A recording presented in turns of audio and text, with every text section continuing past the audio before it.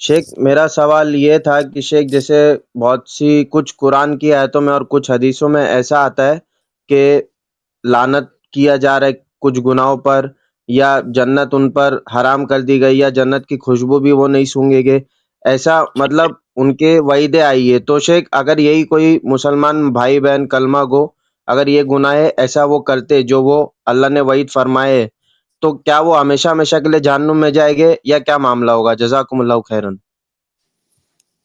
دیکھیے، دو مسئلے ہیں، دونوں کو جاننا ضروری ہے۔ ایک مسئلہ یہ ہے کہ ایک جس طرح سے تکفیر میں ایک تکفیر مطلق ہوتی ہے، ایک تکفیر معین، اسی طرح سے لعنت میں بھی ہے۔ جیسے کسی گناہ پر اگر یہ وعید آئی ہے کہ فلاں گناہ کرنے والے پر اللہ کی لعنت ہو، فرشتوں کی لعنت ہو، لوگوں کی لعنت ہو، تو یہ عام جو لعنت ہے کہ اس گناہ کے کرنے والے پر لعنت ہے۔ اور معین لعنت یہ ہے کہ فلاں آدمی زید اس نے وہ گناہ کیا اور آپ کہیں کہ اس پر لعنت ہے، تو یہ جائز نہیں ہے۔ جو لعنت مطلق لعنت ہے، آپ کہہ سکتے ہیں کہ فلاں گناہ کے کرنے والے پر اللہ کی لعنت، لیکن کسی معین شخص پر لعنت بھیجنا یہ جائز نہیں ہے۔ اس وقت تک جائز نہیں ہے جب تک کہ کسی معین شخص پر اللہ اور اس کے رسول کی جانب سے لعنت کی تعین نہ آئی ہو کہ فلاں شخص پر لعنت ہے۔ تو یہ اہم مسئلہ ہے جس کو آپ سمجھ لیں، کیونکہ تکفیر کی طرح سے لعنت والے مسئلے میں بھی بہت سارے لوگ جو مطلق حکم ہے اس کو معین کر کے جو ہے لوگوں پر لعنت بھیجتے ہیں۔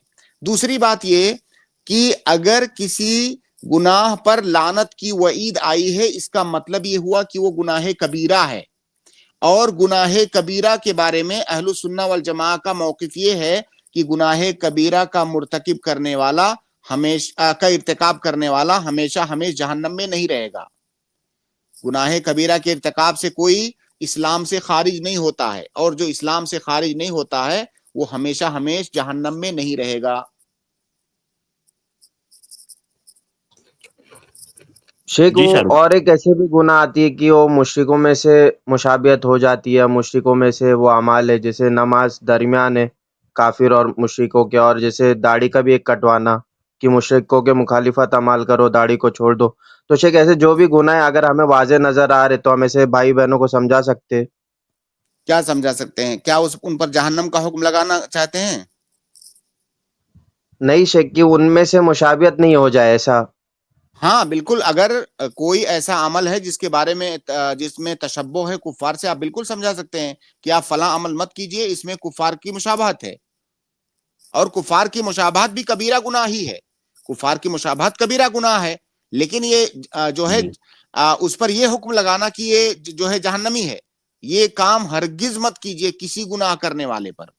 معین شخص کے بارے میں آپ جہنمی ہونے کا حکم نہیں لگا سکتے۔ یہ کوئی کہہ سکتا ہے کہ فلاں عمل جس نے کیا وہ جہنم میں جائے گا، یہ عام حکم ہے، اور وہ بھی ہمیشہ ہمیشہ جہنم میں نہیں، جو کلمہ گو ہے وہ ہمیشہ ہمیشہ جہنم میں نہیں رہے گا۔